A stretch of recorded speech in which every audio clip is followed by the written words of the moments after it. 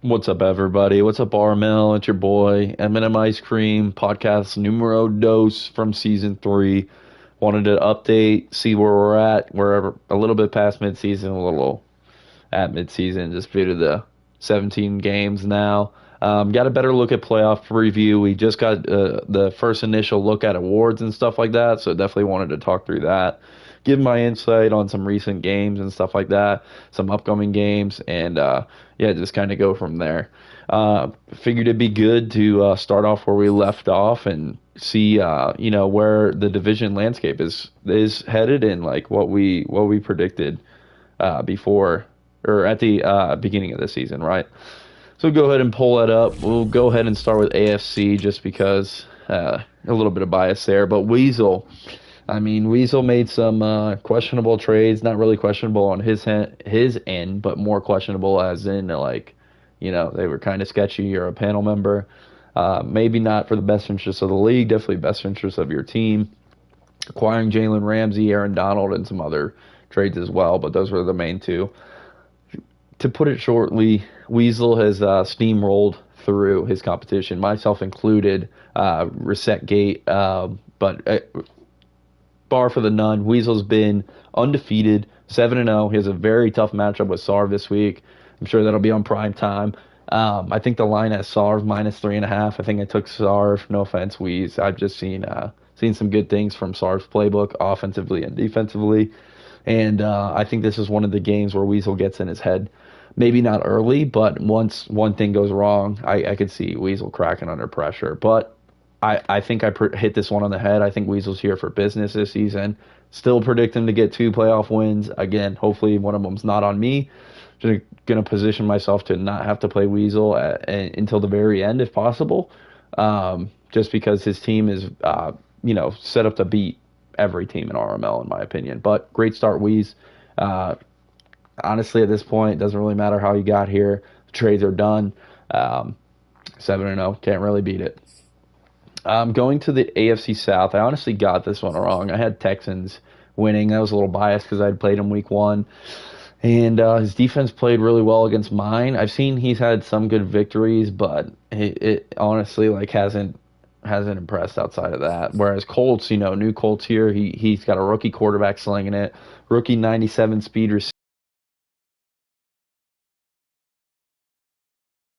receiver who was 97 speed was lighting it up. So awesome. Those two players are the only two ahead of my rookie tight end for offensive rookie of the year. They'll probably end that way. Just Colts is very pass happy, dominating in the pass game.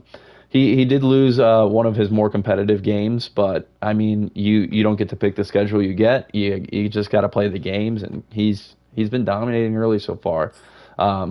Irish kind of disappointed in you for not defending your division better against these noobs, but it is what it is. Colts has look good so far. They definitely have some more competitive games upcoming, but like I said, you play the games you're scheduled. He's 7-1 at this point. That's good for second, third, fourth seed in the AFC. So, good job, Colts. Good start. Texans disappointed in you. Hopefully you can turn it around. 2-game win streak. I see you, bud, but you need to win me some sportsbook points. Come on. AFC East. Awesome. So Big Bills. I think guy's name is Nell. I'm not sure. Has started off very impressively. Just recently caught GMAC, though, after his couple game layoff, whatever. But Bills was one of the benefactors of a forced win from GMAC. But on the flip end, you see that Dolphins did. I don't even know if we want to call it an upset from the standings. It looks like an upset, but honestly, GMAC, is an AFC top dog as he proved the last couple seasons. But with that being said, Bills is, again, you don't get to pick your schedule. He's made the most of it. He was on a tear. Saquon looks good. Saquon's in in one of the leaders for, all the major awards, as was last season as well. I think GMAC dug himself a little bit too much of a hole to win the division. I think Bills will hang on maybe by a game or two. We'll see. Like he has some upcoming games that are going to be tough as well. But he's done what he's needed to do to take advantage of stuff like this where, Dolphins has to take a couple games off for school, trying to get trained for a new job. That's awesome. That shit's more important than Madden. GMAC's still going to make the playoffs, and I feel really bad for whatever division winner has to play GMAC as a wild card team because that is not going to be fun. Home field is not going to save you in a matchup like that. Yeah, so GMAC, you took a couple games off. You won't have seeding, which might burn you down the line, but honestly, this is not putting him outside of the playoff picture in any regards. I did get to play GMAC. It was a very tight game. I think he didn't score on only one possession, and he had 2 field goals. And then I threw an interception and missed a fake punt. And other than that, every possession was a score. And for the most part, like I said, touchdown. There was a 4th and 1 that was around the 50 that GMAC had to go for just due to the time on the clock, and he was down because of the field goals. I ran a blitz and user tackle behind the line. Very, very cool for me, but tough loss for GMAC. I think if he started the season better and played his games with momentum, he would have had a better shot for sure.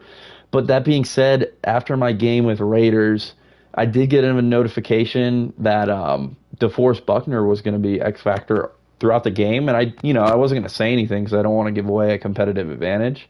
But that was not the case, so I was a little bummed out about that. I felt the GMAC game was perfect. I mean, I'll take any leg up I can over a great opponent, right? That's earned. It's not breaking the game. It was introduced by the game. But very, very happy about that win. I think I knocked GMAC just out of position to win the division, so hopefully I don't have to play them as a wild card team, right? Trying to get as far away from the good teams as possible for as long as possible. I think Bills wins it now. GMAC, unforeseen circumstances. It's all right. We'll have to go back and see if he put his money on Bills to win the division, though, for the sportsbook points. Last but not least for AFC, we got Chargers 7-1. There was a couple of picks sprinkled on Zach. There was a lot of picks sprinkled on Monkey for a division winner. Like I told you guys originally, that didn't sit well with me personally. I was just a little offended. I played Monkey twice in the last season and beat him both times. I played Zach once and gave him a 4-sell, and I beat him. Charlie, he's a fun dude, but I mean, he's just not on these two's level. But I've proven, what I said I was going to do before the season. I lost to Weasel, great game. Almost lost to GMAC, but everyone else, I'm fighting through Madden, bullshit. I'm winning the games. I'm sorry. I don't know how y'all picked Monkey to win the AFC West. I don't care about I would have got way more points. It was worth the gamble.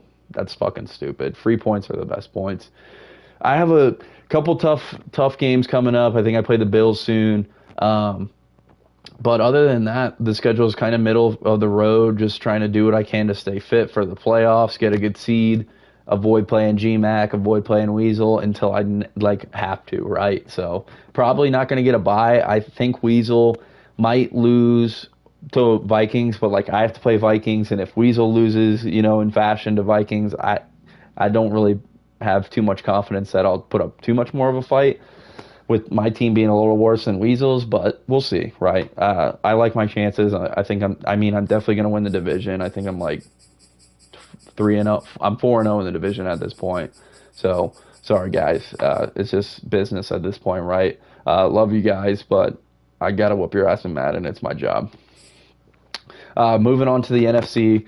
I mean, this was a walk in the park from the start. Sarv, one of the elite players, don't get to pick your schedule. He had a tough loss against BLD early, but, he's been on a streak since, and he's my pick against Weasel. But there's no competition for him in this division.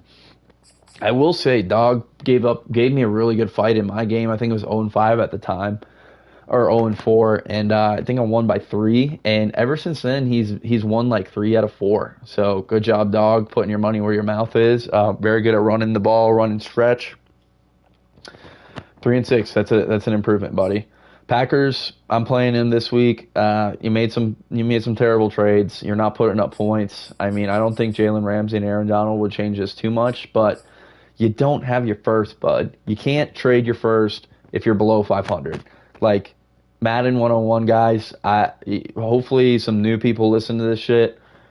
don't fucking trade your first, especially like your first season in a league, your first season in Madden 22. Don't fucking trade your first. Like, even if you're bad, you get to hold on to the player and like develop a cool player. You know, that's always fun to do. Keeper in this league specifically. Don't fucking trade your first if you're bad. Teams like me, half my team's over 28. I'm trying to win now. It's different, right? I need to get those pieces. Teams like this, like you need reasons to play the game, and rookies that you draft and build yourself is a good reason. So stop.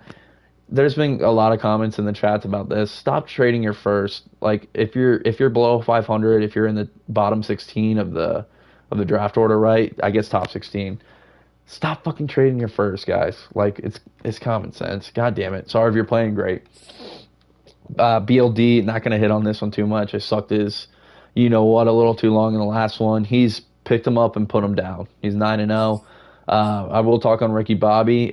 He lost early to BLD, and he seemed to make some trades that are indicating not necessarily tanking, but rebuilding and keeping just enough to stay competitive. But you can tell he's not as in win now mode as he was last season, and that will probably reflect in the playoffs, right? I still think he's going to make the playoffs.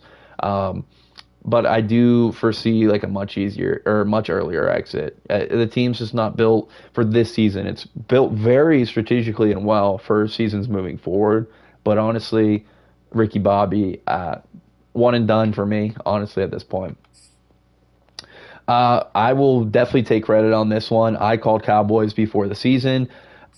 I like, though, he's a good player. This season hasn't been his. He's realizing that now and kind of doing a little bit of sell and losing some tight games, which is fine. I think it's smart, honestly, especially when you're playing against BLD and Sarv in the playoffs. You know, you got to be strategic about this stuff. And pick 24 is not strategic, right? Like, in my opinion, if you're going to lose, you might as well lose all of them and get the best draft pick possible. With that being said, Cowboys is taking advantage of the opportunity. Not as difficult as the schedule because his team wasn't a division winner last season, so the schedule will automate you an easier schedule. 7-0. That's awesome. Thank you for making me look smart, Cowboys. Keep it up. Keep the good shit going. And just keep winning games. Win that NFC East.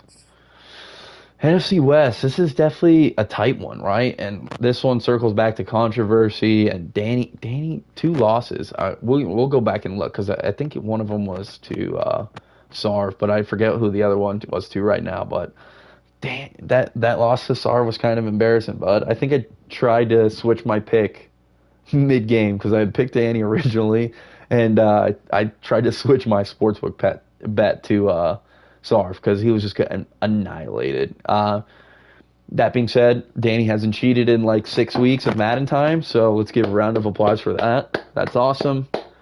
But what is interesting here is below Danny, right? Danny's kind of a lock, not necessarily, divisions type, but he's going to make the playoffs regardless. He's going to make noise. The noise comes from, Rams and 49ers. Both of these teams could make the playoffs just due to, wild card seeding. There's 3 cards now, or 3 teams. So these are guys that they're 5-3 in the NFC is respectable, right? Like, especially depending on these guys have both played very good teams on both sides of the conferences. But you got to win enough games to make the playoffs, and these guys are in position.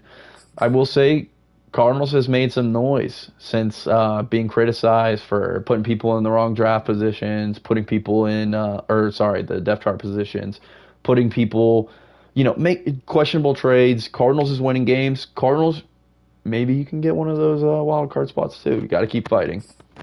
That's it for standings. I'll touch base on records and that's my opponent. Records. I think I meant to say awards, but touch base on awards. Those are always fun to track during the season. I'm sure a lot of these will be very tightly contested. But yeah, MVP. I mean, it's easy for Madden to say, up front, Trevor Lawrence, quarterback of the team that's undefeated. That's an easy go get for Madden.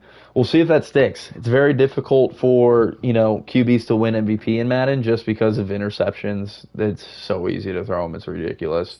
Not surprised that Lamar's here. Sar's been chucking it up with them.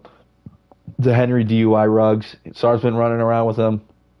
That's the player who's going to be top 10 in an MVP. Should be in most online Madden leagues.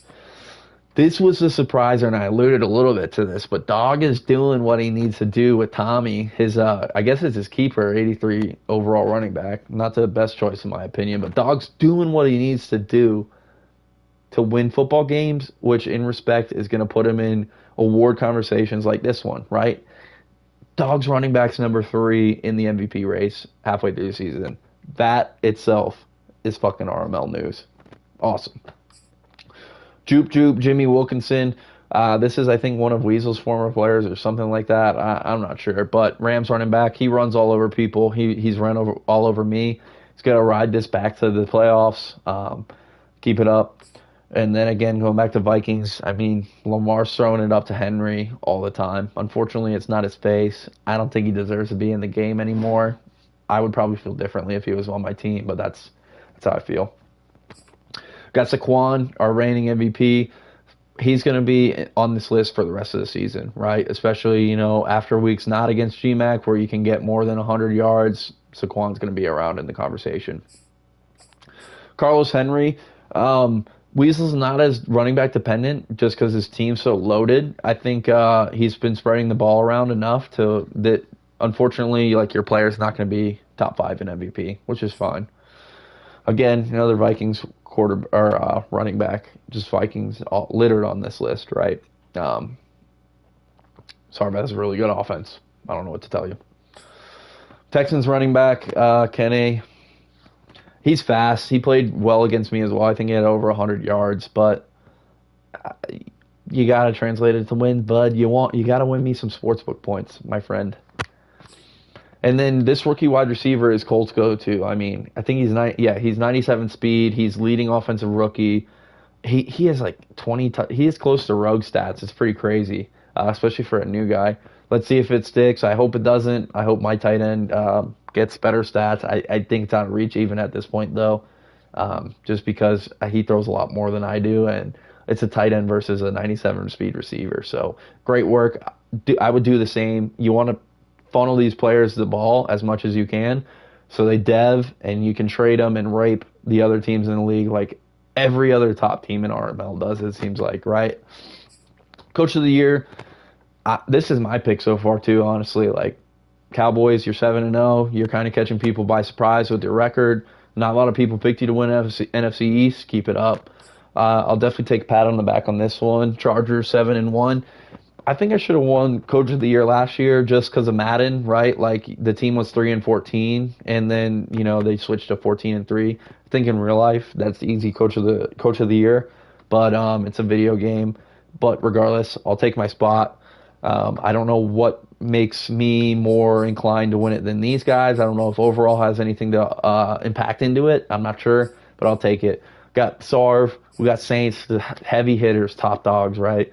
Playoff contenders, Super Bowl contenders. And then the list starts to get a little sus for a second. We got Jets. We got the Jets head coach. I don't know. 4-4. Coach of the Year, not for me. No offense, maddening. I just don't know what got you there. Mike, I see you're rocking with a really bad rookie quarterback. We talked about this on NHL. Madden likes you, I guess. They have you at number 6. Then we got Colts. I would personally have Colts a little bit higher just due to the background, right? I know like Colts made playoffs last year, but it wasn't this coach. He's sustained this success. That's awesome. Weasel, great team, but at the end of the day, undefeated, right? So I would have him higher as well. Ted Lasso, Patriots.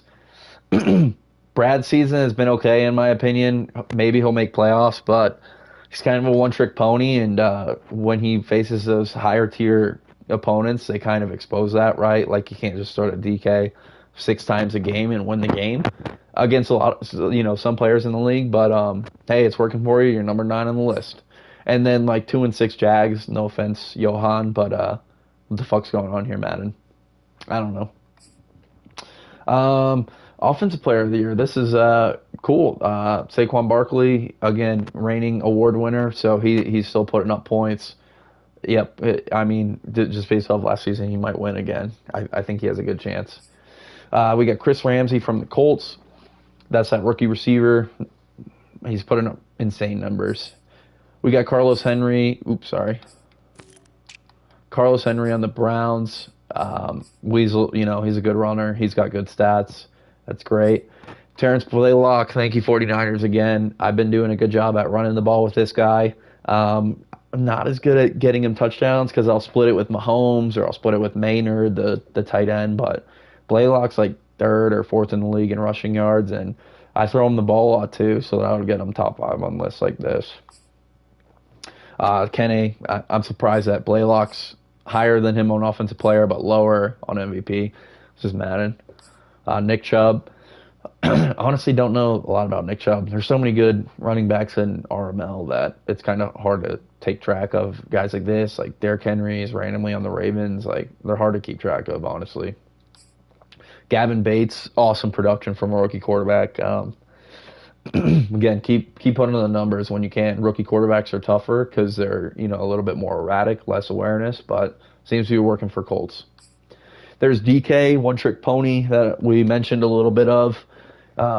Brad's stats with DK are insane. I'm honestly surprised he's not higher on this list. We got Austin Eckler with Zach, circle button enthusiast. X Factor, plug and play for Zach, right? He had a different running back last year, got Austin Eckler in a trade. He's been running with the boy. And I think he splits time as well, too, but Eckler puts up good numbers. He puts up good stats. Can't complain. Then Jimmy Harvey, this running back used to be on Doughboy's team, I believe.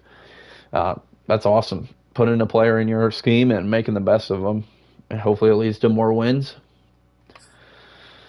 Go to Defensive Player of the Year, and then I'll go more in depth on this one, but kind of skip along, get the shit going. Buda Baker, don't know the stats on Brad's team, kind of surprising. I don't know if Brad uses Buda or not, but hey, it is what it is. Newsome, this guy specifically gave me a fucking fit in our game. I don't know if he's just a good man cover corner or what, but he must be putting up good stats to be on this list. Same with Kenny Moore. I don't know what Bills is running, if he's using them or what. And then we got 2 Colts players, both DBs, probably running a good scheme down in Indy. Marcus Williams, not sure why he's on the list. Not sure why any of the others are on the list, honestly. I'll use Darius, but I'm not having the best season with them. I've been giving up too many passing yards. Rookie of the Year, Colts, then your boy Austin, and then another Colt. So I suspect this will finish just like this. 1, 2, 3. Defensive Rookie of the Year. A lot harder to stat pad these guys. See, like Andy, I hope you're deving the shit out of Greg Moreland. Same with Bengals. Nate Terry, fucking load him up. Evan Sharp, no idea what the position this guy even plays. Best QB, there's only 5 that qualify. Like Mahomes isn't even on here. That's pretty embarrassing. I'll probably form a suspension and not enough passes, but whatever. I mean, this race is similar to the MVP race. Hopefully Pro Bowl goes like this. Wide receiver, Colts, Pats, Lorenzo Keaton, never heard of him. DJ Chark, yep. Brad's air raid offense is working out, I guess. Andrew Barham doing good. That's awesome. Lineman. Nobody gives a fuck about linemen, honestly. Like, sorry, guys. Best linebacker, Bills. He's probably using the fuck out of Tremaine. Like, that's a good player to build up and get that zone coverage up so he plays even better when you don't use him. User him. Best DB, Buda. He must have like 5+ interceptions. I don't know how these guys are so high up on the list. They must be just picking people off.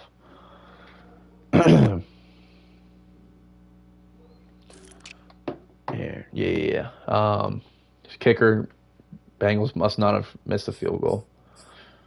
Yeah, there we go. We'll jump into NFC quick and touch on crypto, and then we'll wrap up. Yep, not a surprise here. Offensive Player of the Year, MVP, front runners for all of them, right? Makes sense. Tommy Waddle did drop, though. He's number 3 in MVP, but number 5 in Offensive Player. I don't get that. I don't. If anyone has an explanation, let me know. Marquise Brown, that makes sense. Shaq Eason's on there again. James Robinson, Cowboys must be having good stats with this guy. And then JJ, he's a keeper. He might be a rookie running back or something like that, first year. And then Jonathan Taylor, shout out 49ers. Glad he's working out for you. I like Blaylock a little better. L'Jarius Sneed, yeah, Saints, Vikings. Not surprised these guys are on here, right? These guys probably have massive picks, bunch of good stuff. And then honestly, yeah, Jay, I don't know, dog, putting up stats with Jamin Davis. That's awesome. Another Vikings player, $2. A little later than I would have expected, but like I said, he's contending in the future. Team's not built for right now at the time. Falcons, Derek Ward, again, 99 overall. Have to check out the stats and what position. I think he's a DT, but he must be lighting up the stats. Offensive rookie, Kendrick Offord. Don't even know this guy's position, honestly. I'm surprised Nate's so low, but that's probably, missed 2 games due to suspension.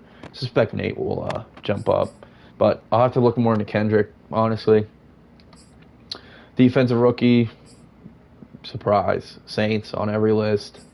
Seahawks, John Bronson. Don't know who that is either. Maybe pass rusher or safety. I'm not sure. Best QB, Trevor. Ooh, Jeffries is above Nate. That's interesting because Ben was essentially traded for Nate. So it's very cool.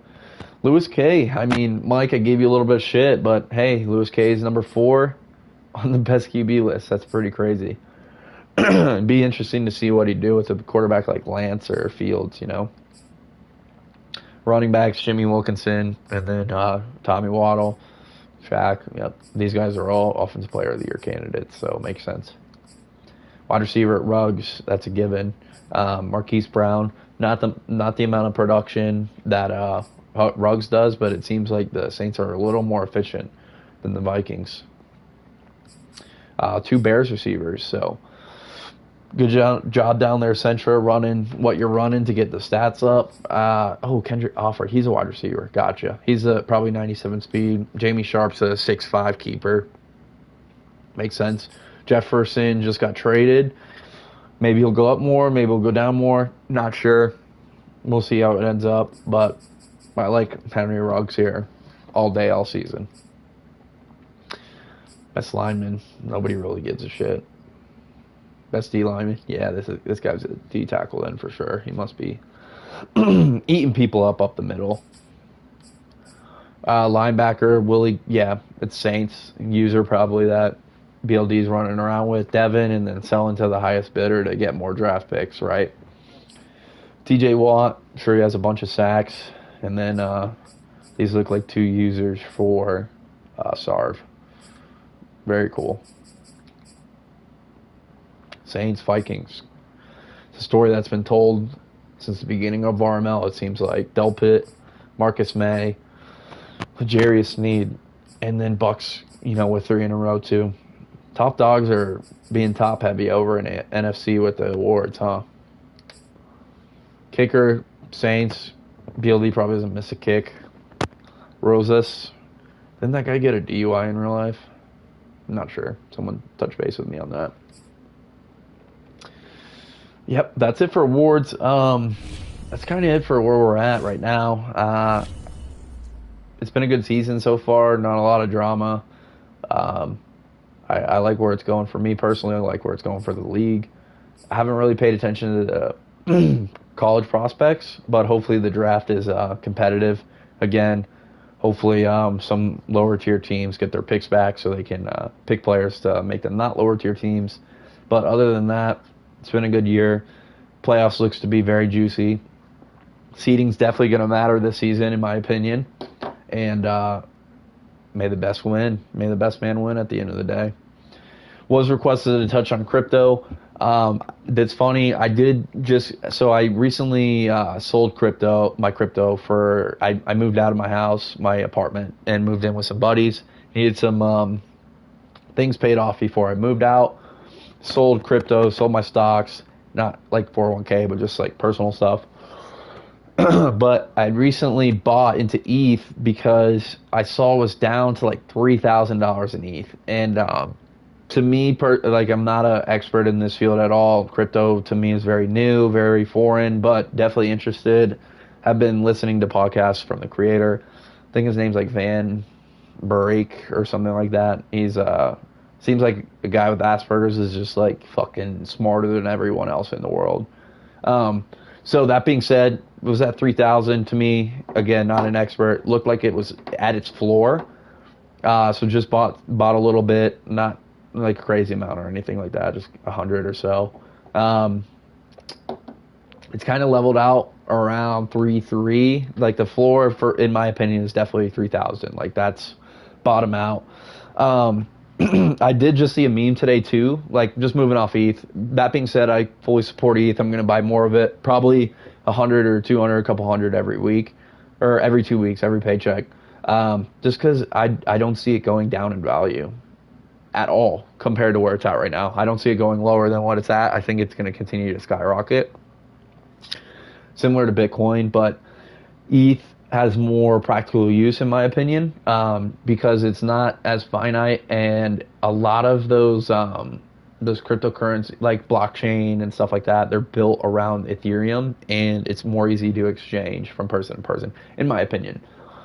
The thing with Bitcoin is I saw a meme today that it is the same price today that it was exactly 365 days ago. So not ideal if you held that term that long. I understand like it was obviously higher and lower throughout the year, but the thing with Bitcoin is it is kind of transformed from a currency into more of like a long hold stock kind of thing, just due to it being, it's finite, right? Like it's going to run out. There's not unlimited Bitcoin in the world or whatever, right? There's a point in time where all the Bitcoins will be mined. We aren't there yet, but that is on a lot of people's mind, and I think that drives the value up, but also makes it less likely of what it was intentionally like created to be used for, which was a currency.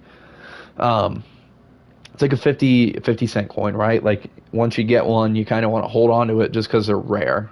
And I feel like that's what Bitcoin is. So at a point, I think it's going to level out, and it's going to change. It's not going to, I don't think people are going to purchase things with Bitcoin in the near future. Near as in like 5 to 10 years.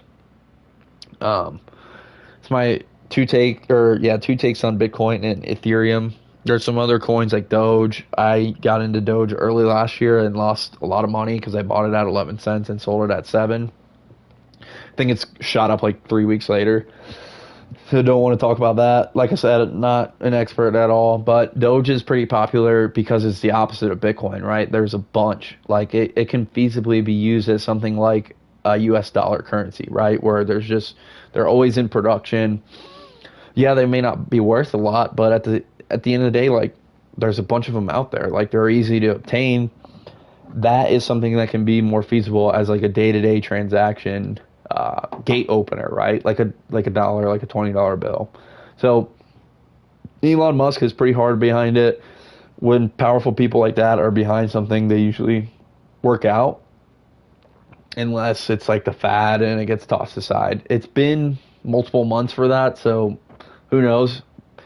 Some guy could tweet tomorrow like, hey, Dogecoin sucks, we're going to run with Shiba or something like that, and everybody fucking dumps it. It's happened in the past with all the coins that have been mentioned, but Doge seems to be the most volatile. So I like it from a practical use, not from an investment use.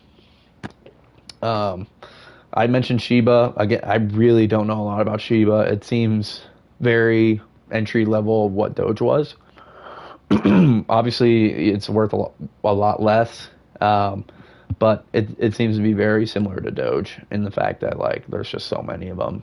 And the other one that I hear a lot about is SafeMoon. I don't like SafeMoon because it's difficult to obtain. It's difficult because you need to purchase ETH, put it in a wallet, and then purchase it again just to get SafeMoon. Not purchase ETH again, sorry. Purchase something again, which is a SafeMoon. So you have to purchase it with a cryptocurrency through specific sites and with a specific wallet, which makes it very difficult, in my opinion, for people to get. are more difficult than it needs to be, which does not do well for value or return on investment and stuff like that. Just due to that, like if they mainstream it more, it'll go up in value. I don't know the plans of it. I'm not very tuned in on it. Just hear about it a lot. Don't own any. At the moment, I only own ETH. I think I said that in the chat. Only a little bit, but it's gone up like 10% since I bought it a couple of weeks ago, which is cool. So I'd recommend everyone buy that. It's pretty cool just to have on the side. I mean, I wouldn't put your rent on it or anything like that. It's not like sports gambling.